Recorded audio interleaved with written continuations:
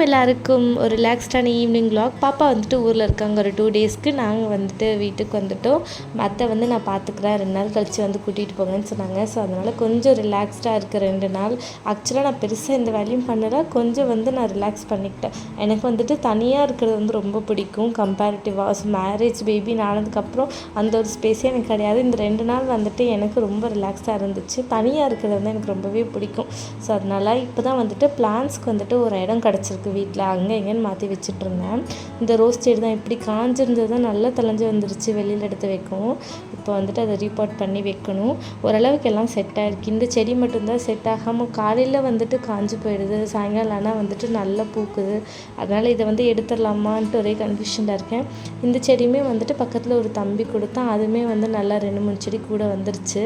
ஆக்சுவலாக எனக்கு இந்த டேபிள் ரோஸ்க்கும் எனக்கும் நல்லா செட் ஆகிடுச்சு போல். நல்லா வந்துட்டு நிறைய வைக்க வைக்க வந்துட்டு நல்லா பூத்துட்டு ரொம்ப ரிஃப்ரெஷிங்காக இருக்கும் பார்க்குறக்கு.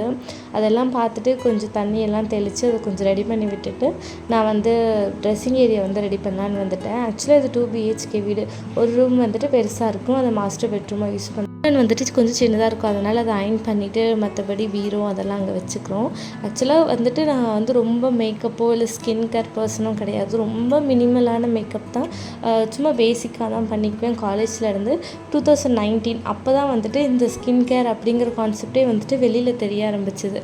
நான் வந்துட்டு அப்போது எனக்கு என்ன ஸ்கின் டைப்பு, என்ன வேணும், என்ன பார்க்கணுன்னு தெரியாது. என்னோடய பாக்கெட் மணிலேருந்து கொஞ்சம் கொஞ்சமாக சேவ் பண்ணி வச்சு sunscreen, moisturiser, serum, hair serum, face சீரம்னு தனித்தனியாக நிறைய வாங்கிட்டு ஒரு 1500க்கு வாங்கிட்டேன். அது எல்லாம் எப்படி போடணுன்னு கூட தெரியல. அப்புறம் யூடியூப் அதெல்லாம் பார்த்து போட்டேன். எனக்கு வந்துட்டு ஆயிலி ஸ்கின், ஸோ அதுக்கேற்ற மாதிரி தான் வாங்கணும்.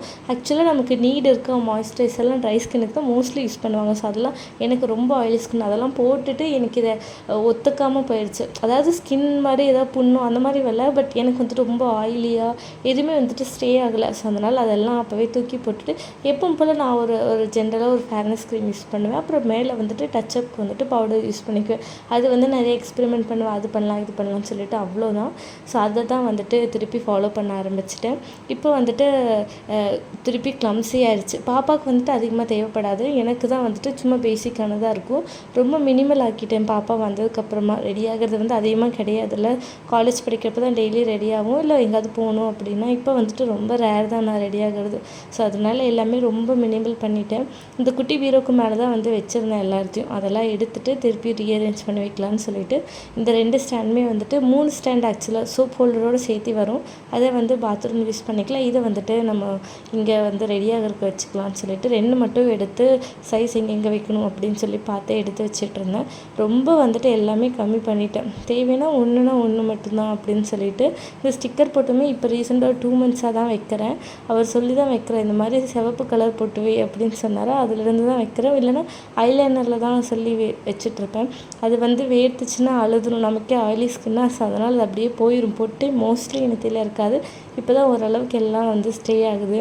நான் அப்படியே பர்ஃபெக்டாக பண்ணுறேன்னு நினச்சிட்டு அளந்தெல்லாம் வச்சு, ஆனால் கரெக்டாக வந்துட்டு தப்பு பண்ணிக்கிட்டேன். மேலே இருக்கிறது கொஞ்சம் கோணையாக வந்துருச்சு. திருப்பியும் வந்துட்டு அதே சென்டிமீட்டர்லாம் மெஷர் பண்ணி கரெக்டாக செகண்டும் வச்சுட்டேன்.